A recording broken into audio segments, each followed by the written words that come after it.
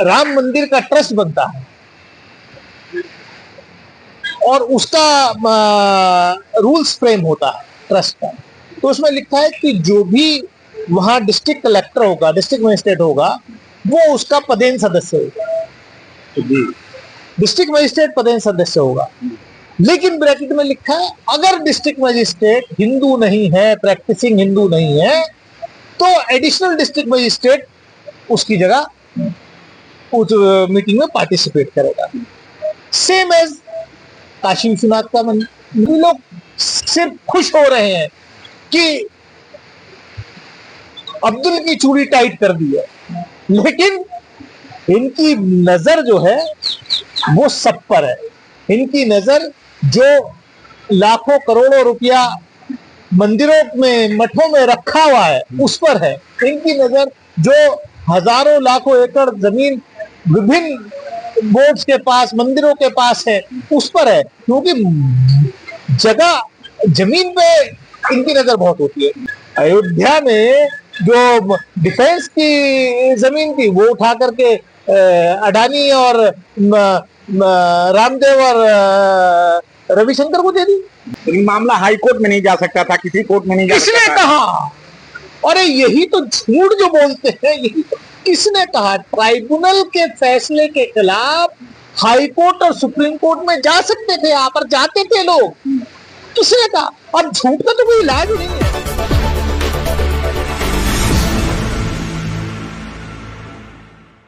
आज आप यहाँ कल आप गुरुद्वारे में करेंगे, परसों आप चर्च में करेंगे, परसों आप मंदिर में करेंगे। तो ये भाई बाबा साहब ने क्या कहा? संविधान में क्या लिखा है? सबको बराबरी का। जब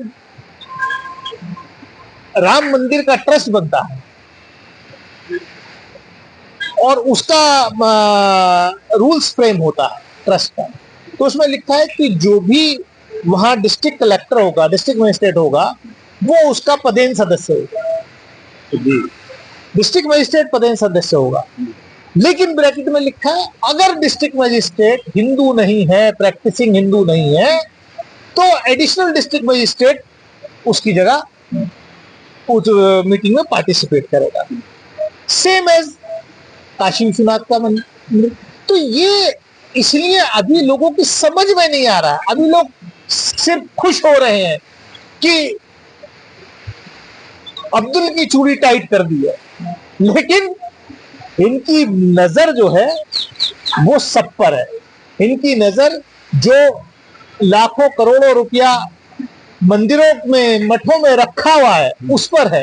इनकी नजर जो हजारों लाखों एकड़ जमीन विभिन्न बोर्ड्स के पास, मंदिरों के पास है उस पर है, क्योंकि जगह जमीन पे इनकी नजर बहुत होती है। किसान की जमीन हो, चाहे आर्मी की डिफेंस की जमीन हो, चाहे रेलवे की जमीन हो, चाहे वक्फ की जमीन हो, चाहे मंदिर की जमीन हो, क्योंकि जमीनों को लेकर के इन्हें अपने कॉर्पोरेट साथियों को, मित्रों को देनी है। इन्होंने अयोध्या में नहीं छोड़ी। मैंने आज ट्वीट किया, अयोध्या में जो डिफेंस की जमीन थी वो उठा करके अडानी और रामदेव और रविशंकर को दे दी। तो ये सब जमीन का खेल। तो क्या आने वाले टाइम में क्या फिर ये मंदिरों की जमीन को और मंदिरों के ट्रस्ट में जो लोग हैं वहां भी इनकी नजर उस धन पे भी? भाई किसी से छुपा है क्या? ये तो कहते हैं ना, रिकॉर्ड पे कहा है कि हमारे खून में धंधा है। ये तो हर चीज धंधे की निगाह से देखते हैं। ये तो दोनों ने कहा है, जो हमारे माननीय प्रधानमंत्री और गृह मंत्री हैं, तो कहते हैं गुजरातियों के खून में धंधा होता है, तो हर चीज धंधा है।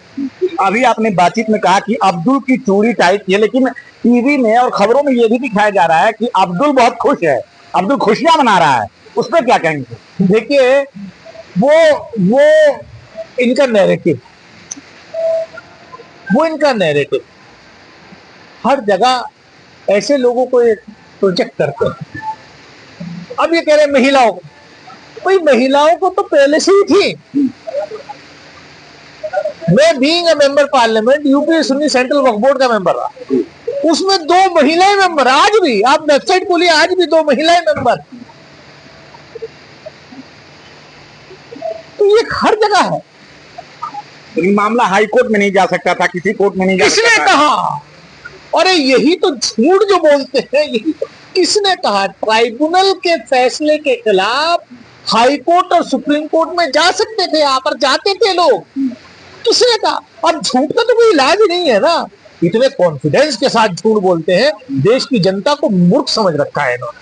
क्योंकि मामला हाई कोर्ट या सुप्रीम कोर्ट कहीं भी जा सकता था। ये तो रिकॉर्ड पे है। कितने मामला ऐसे हैं जो ट्राइब्यूनल के फैसले के बाद हाई कोर्ट और सुप्रीम कोर्ट गए हैं।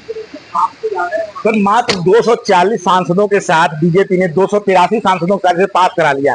जब बहुमत में थी तब वक्त पे काम नहीं हुआ, लेकिन जब अल्पमत में है तब ये एनडीए की सरकार ने पास किया। और भी दल हैं जो मुसलमानों के हक और हुकूक की बात करते हैं।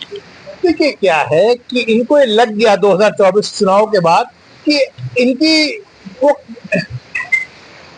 हिल गई, डगमगा रहे हैं, इनकी बुनियाद हिल चुकी है। तो अब क्या है कि अब फिर इस तरीके का पोलराइजेशन का कोई सब्जेक्ट लाना था, तो वो लेकर के आए। आने वाले समय में सर बिहार में चुनाव है, क्या लगता है इसके बिहार के चुनाव पे इस कानून से जो एक मुस्लिमों एक मैसेज गया है उसका कुछ असर आएगा उसके चुनाव में?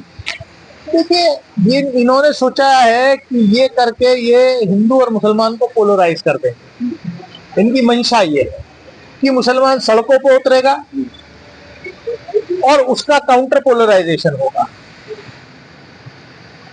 लेकिन ऐसा होने नहीं जा रहा। बिहार की जनता इनको सबक सिखाएगी। फिर एक आखिरी सवाल, कल के ही दिन अमेरिका ने रेसिप्रोकल टैक्स भी लगा दिया 26% का, उस पर मीडिया में नहीं दिखाया जा रहा। ये तो लगातार बात की जा रही है कि इतिहास बन गया आधी रात को।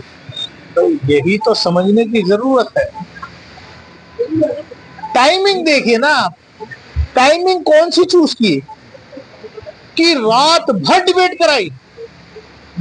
भाई ऐसा heaven would not have fallen down, ऐसा तो नहीं हो रहा था कि कोई इतना बड़ा मामला था। क्योंकि जो अमेरिका ने रेसिप्रोकल टैक्स लगाया है वो मीडिया में खबर ना बने, वो जनता में खबर ना जाए। जिनसे आप आपत्ति झप्पी लेके आ रहे थे उन्होंने आपका क्या इलाज किया, हमारी अर्थव्यवस्था पर क्या असर पड़ेगा उसका। ट्रंप माय फ्रेंड, अब की बार ट्रंप सरकार क्या कर रही है भारत के साथ, ये मीडिया में दिखाई ना दे, इसलिए सब लोग समझ रहे हैं। क्या भारतीय जनता सिर्फ अब्दुल के चूड़ी टाइट होने पर खुश है, ऐसा लगता है? अब ये तो जनता को समझना पड़ेगा, ये तो समाज को समझना पड़ेगा। चलिए, तो धन्यवाद, आपने हमें सुना दिया। Thank you.